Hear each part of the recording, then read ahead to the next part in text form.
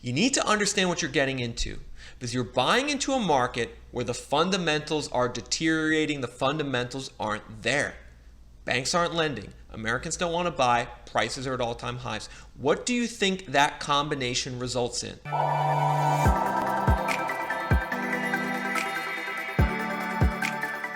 So the housing market is in a really interesting place right now in mid-2021.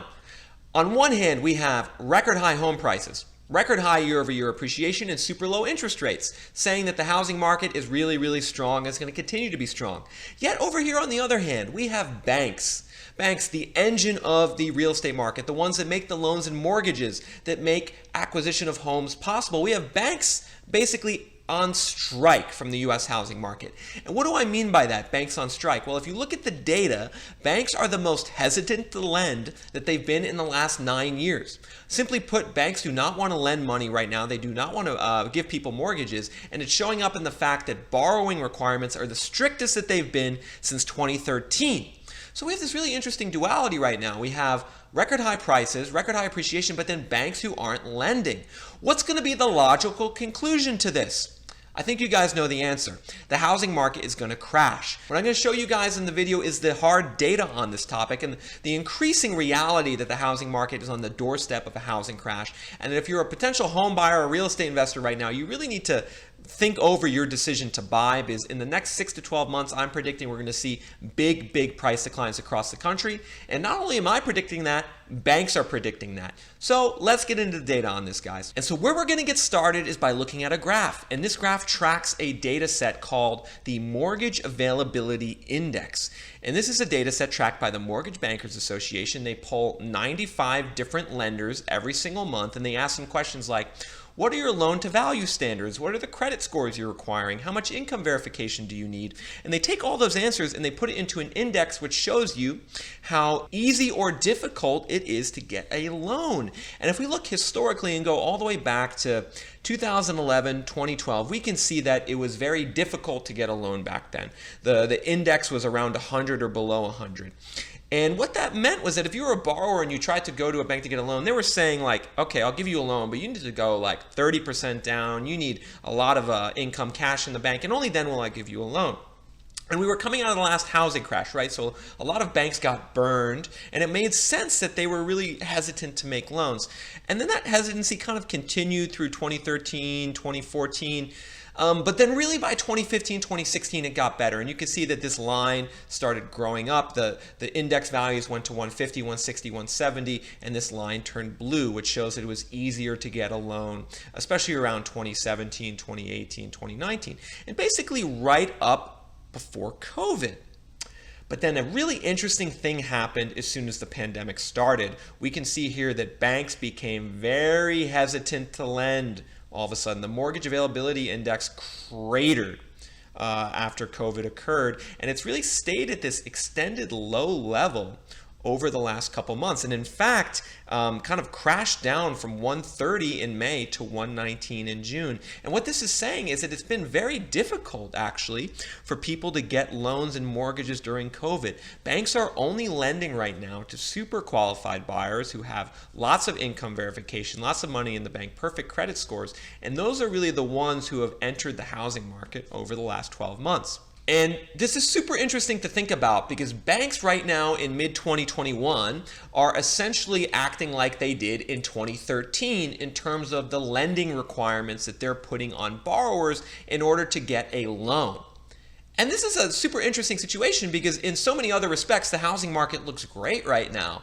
Right? We have 14% year-over-year appreciation, the highest on record, according to the Case-Shiller Home Index. We have home prices the highest they've ever been, massive amounts of homeowner equity, record amounts in fact, yet banks are saying, wait a minute, I don't feel comfortable lending into this environment. That's what that Mortgage Availability Index is saying, that banks simply don't feel comfortable lending right now. And you got to really stop and think about that for a second. What is going on that on one hand the housing market looks so good, but then on the other hand banks, the engine of the housing market fundamentally, are saying things don't look so good? And I think at this point I want to kind of draw a divide here in terms of housing market demand. There's two types of demand. We have on one hand fundamental demand.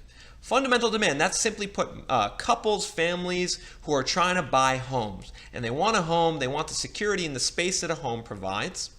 And that's really the fundamental demand for the U.S. housing market. That's the end user of a home. Then over here we have what I call transitory demand. Transitory demand is things like flippers and speculators and rehabbers and investors and cash buyers who come in and they kind of want to profit off the housing market. They're not using the homes in the housing market to live in. They're using them for profit. And it's important you remember the difference between these two, because the mortgage data that I just showed you relates to the fundamental demand for homes. It's that middle-class American family that's going to go to a bank and get a loan maybe at 80-85% of the purchase price and try to buy the house. And those people are being locked out of the market right now. So if you guys are enjoying the data in this video, just please hit that like button. When you guys hit the like button, it gets me more exposure, which in turn enables me to produce more of these videos. I've actually gone from producing 2 videos a week to 3 over the last month. It's because of the support from you guys. So just hit that like button. Additionally, make sure to comment on the video. I want to hear what your experiences are in the housing market, especially if you're someone who's had some difficulty getting a loan over the last year. I want to hear about your experience. All right, guys, let's get back to the video. They can't get a loan because on one hand, prices are super high. They might not even have the money for a down payment. But on the other hand, even if they did, banks are saying, I don't know, your credit score, it's just not good enough. Or, oh, your job, you might have changed jobs a year ago. I don't know if, your income is, for sure going forward. And the fundamental demand is getting locked out of the housing market. And right now, it's that transient demand which is supporting the market, the cash buyers, right? In some cases, the institutional cash buyers, the flippers, the speculators, they're the ones supporting the demand. It's super important that you guys remember that comparison of fundamental and transitory, because I'm going to address it later in the video and show you why that transitory demand is going to cause a crash. But first, we need to ask ourselves, what is causing this situation? Why are banks hesitant to lend? Because it doesn't make sense, right? You would think with home prices going up, banks would feel good about lending, but they don't feel good about lending. And I think the first thing we need to talk about here is the foreclosure moratorium and the huge amount of serious delinquent loans on mortgage bankers' books right now. Because this is a real problem, right? We went from having about 400,000 seriously delinquent loans in America prior to COVID to 1.6 million right now. 1.6 million, that's actually the same amount of seriously delinquent loans that we had in 2013 coming out of the last housing crash. Not so coincidentally, banks have adjusted their lending standards back to 2013 levels, and I think a primary reason is because they think it's a housing crash, at least related to the delinquencies on the books for the loans that they've made. It looks like a housing crash from that perspective, so banks are being cautious in terms of lending. And you can see what I'm talking about on this graph, where we're looking at the amount of loans in serious delinquency in America. And what serious delinquency is when a borrower has gone over 90 days without making a mortgage payment. And historically, a serious delinquency almost always ends up in a foreclosure or short sale. Like almost always. If someone's seriously delinquent, that means that they're going to hand back the keys to the home, or that they're going to say to the bank, yeah, I'm going to sell the home and we're going to get out. And if we go back to 2012, we can see we had 1.8 million serious delinquencies back in 2012, 1.5 million in 2013. Again, coming out of the last housing crash when there was lots of defaults. There's lots of serious delinquencies and lots of foreclosures. But then, the number improved as we went along through the 2010s, and that number went all the way down to 418,000 by January 2020, right before COVID. And that's a very low level of serious delinquencies and indicative of a healthy housing market. But what's happened since then? Well, if we fast forward to May 2021, the amount of serious delinquencies is now 1.7 million. A 4-fold increase in the amount of serious delinquencies, meaning that banks and lenders aren't getting paid on 1.6 million loans that they have made. Borrowers have stopped making mortgage payments. It doesn't take a rocket scientist to figure out why this has happened. It's because COVID has caused a massive global recession, and the U.S. is down more than 6 million jobs from its pre-COVID levels. And a lot of people who lost their jobs were people who owned homes. And in a normal situation with this serious delinquency, banks would have said to these borrowers who are in default, hey, You need to either sell your house or give back the keys to us. We're foreclosing. And I think in most situations it actually would have ended up in a sale, because most homeowners right now actually have positive equity. Even the ones who are in default likely have positive equity in their homes, meaning that they could go and sell, pay off the lender, and actually pocket some cash. But guys, that actually hasn't happened. And why hasn't it happened? Because of the foreclosure moratorium. Basically, since COVID, for now 14, 15 months, banks have not been allowed to pursue foreclosure or to force their defaulted borrowers to sell their homes due to the foreclosure moratorium enacted by the Federal Housing and Finance Agency.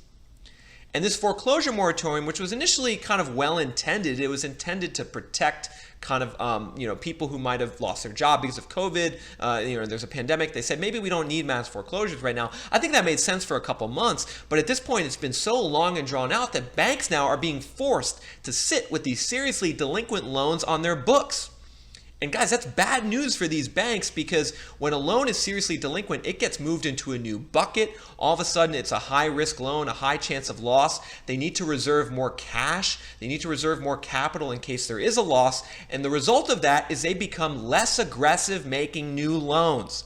And this is one of the principal reasons why mortgage availability has cratered over the last year, and why it's hard for you guys now to get a loan, is because of this foreclosure moratorium.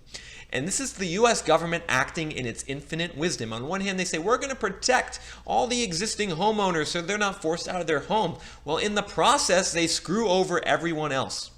And I think that's one of the really primary reasons why banks are acting like we're in a housing crash, even though a housing crash hasn't occurred yet. But there's another reason. I think this reason might be even more impactful, and it's that banks know that the current housing market is an absolute house of cards that's going to come crashing down. And thus, banks don't really want to make too many loans at today's sky-high prices. And if they do make a loan at sky-high prices today, it's a borrower-based loan. So say someone goes in Austin or Phoenix and they buy a house that's trading now for 30 or 35% more than it did a year ago. I think the bank making that loan knows fundamentally that the value of that house is not 35% higher and that the value is going to go down. But they can get over that if the borrower is sterling, right? Like if they have a huge amount of income and amazing credit, the bank says to themselves, all right, prices are probably going to go down, but I trust that this borrower is going to keep making payments, so I'll still make the loan. But if the borrower is not perfect, right? If there's any blemish on their credit history, if there's any up and down in their employment history, if even they're self-employed, the bank is saying, hey, I'm not counting that self-employment income. This is not good enough for me to feel like you are going to continue making payments when the housing market inevitably declines over the next couple of years. And it's at this point that we actually need to draw a parallel with the last housing bubble 15, 16 years ago. Because it was a very different situation. In fact, it was a completely different situation. Banks back then were giving a loan to anyone who asked. Ninja loans, no income, no job verification. You want a house, you want a loan, here you go. And it was that type of loose credit which actually contributed to the housing market bubble and crash back then. Now fast forward to 2021, we're in another housing bubble, but that bubble is not being stimulated at all by banks. In fact, banks are kind of like restricting the bubble from getting worse, given that they're not really giving loans to people who fall below excellent borrower status. And interestingly, I actually think now it's this strictness which is going to crash the housing market, because here we have today record high prices, record high appreciation, and banks aren't going to participate in continuing that. So how can those prices and appreciation continue if banks aren't going to actually contribute to, again, that fundamental demand? The American family, the American couple who's the fundamental end user of a home, if they're not going to be able to participate in the market, prices are coming down, because that transitory demand, who maybe doesn't rely on the bank credit, say it's the investor who buys in cash, or the institutional buyer, the flipper like Zillow, who is now buying and flipping homes with cash, they don't rely on bank credit, but they're not the end user. And at some point, the home needs to be sold to the end user, or else the price is going to come down. And we're in this interesting situation now in mid-2021 where both banks and the end user and the fundamental demand are on strike from the market. On one hand, we have banks saying, hey, our lending standards are strict. There's a lot of things we don't like about the current situation. And then you have Americans, the American home buyer, who's also saying it's a terrible time to buy a home right now. And you can see what I'm talking about on this graph, which looks a little crazy, but just give me a second, I'll explain what it means. We have two lines here. The blue line is that mortgage availability index, which is the one we looked at before, and we can see how that, the bank lending standards have really become more strict over the last year, with that index declining from about 190 to 119. The yellow line is the percentage of Americans that think it's a good time to buy a home. And this data set comes from the Fannie Mae Housing Survey. And they ask a question to Americans: do you think it's a good time to buy a home? Back in 2016, 2017, 2018, 2019, around like 60% of Americans thought it was a good time to buy a home, meaning that generally speaking, Americans are bullish on buying a home. But boy, that has changed significantly over the last couple of months. The amount of Americans who think it's a good time to buy a home has now plummeted to 32% in June, just as mortgage lending standards remain extremely strict. So we have this really interesting situation where Americans and banks both agree we don't want to participate in the housing market. And that means the only people left participating in the market are the transient demand people, the flippers, the small-time investors, the iBuyers. These are the only people really left filling the demand void. And the issue here is that these transient buyers are not fundamental demand for the housing market. They're purely in it to make a profit. And since they're purely in it to make a profit, once prices start going down, which they will over the next 6 months, once prices start going down, all of these transient buyers are going to rush to the door at the same time. Because why wouldn't they? Their whole basis of investment is profit, and if prices are going down, they're going to sell so they can capture their gains. The problem is they're all going to rush to the door and try to sell to who? They're not going to sell to each other anymore because they're all rushing to the door. They're going to want to sell to the fundamental demand buyer, the American family. But the American family is saying, I don't want to buy, and banks are saying, I don't want to lend. So they're going to rush to the door and sell, and there's going to be no end buyer. And that's going to cause huge declines in prices, and this is going to start occurring over the next 3 months in certain markets and over the next 6 to 12 months in the US more broadly. And so if you are someone who's looking to buy a home right now, or you are someone who's looking to buy an investment property, you need to understand what you're getting into, because you're buying into a market where the fundamentals are deteriorating, the fundamentals aren't there. Banks aren't lending. Americans don't want to buy. Prices are at all-time highs. What do you think that combination results in? It results in price declines. And the people who still refuse to acknowledge this, it's starting to get ridiculous at this point. The people who are grasping at straws and holding on to the notion that somehow the housing market is healthy and that prices are going to continue going up. Guys, you are out to lunch. Some people say, oh, well, interest rates are so low, like it's the monthly payment that matters. Not if banks don't want to lend and people don't want to buy. Oh, so many people have all this savings that they've accumulated over the last year for a down payment. Not if they don't want to buy or if banks don't want to lend.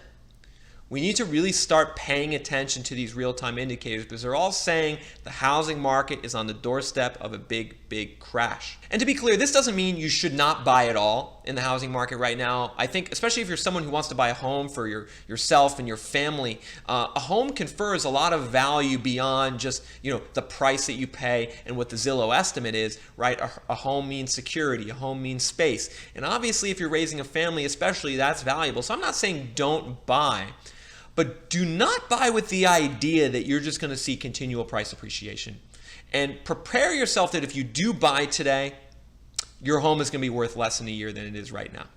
Just prepare yourself for that. And if you do, you're going to have a much better experience and a much better situation. You're going to be much happier with the decision that you make. So guys, I hope you enjoyed this video. I think this is super fascinating information. The Mortgage Bankers Association puts this data out once a month, and I'll be sure to track it every single month and update you guys as it goes, as I do with some of the other indicators like home buyer sentiment, mortgage purchase applications, things like that. So you can have a real-time insight and real-time indication of what's going on in the US housing market. So if that's valuable to you, make sure to subscribe to this channel. I have 2 to 3 videos coming out per week. On Sunday, I have a video on inflation, and why I think the inflation narrative is overblown and that deflation actually could be the bigger concern. And I know this is important for a lot of you who are looking to buy a house as a potential store of value against inflation, so you're not going to want to miss that video on Sunday. Until then, guys, this is Nick from eVenture Consulting signing off.